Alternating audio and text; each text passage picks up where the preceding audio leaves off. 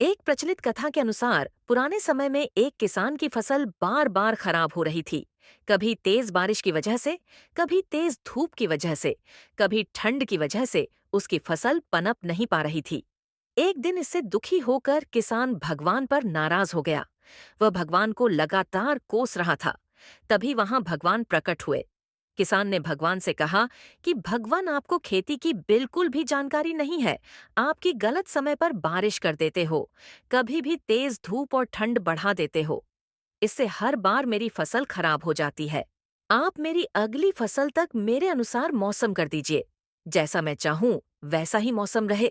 ये बातें सुनकर भगवान ने कहा कि ठीक अब से ऐसा ही होगा।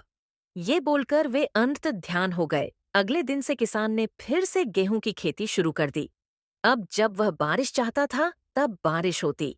फसल के लिए जब उसे धूप की जरूरत होती तब धूप निकलती। इस तरह उसकी इच्छा के अनुसार मौसम चल रहा था। धीरे धीरे उसकी फसल तैयार हो गई। हरे भरे खेत को देखकर किसान बहुत खुश था।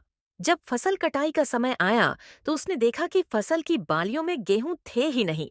सब की सब खोखली बालियां थीं। ये देखकर उसने फिर से भगवान को याद किया। भगवान प्रकट हुए तो इसकी वजह पूछी।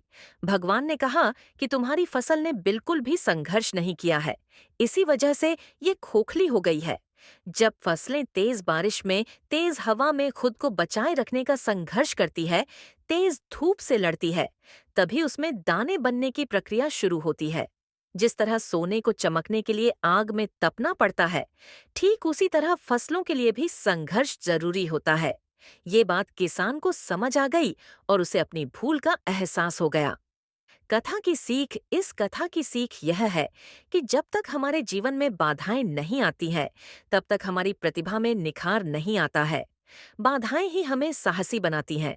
परेशानियों की वजह से ही हमारा सही विकास होता है।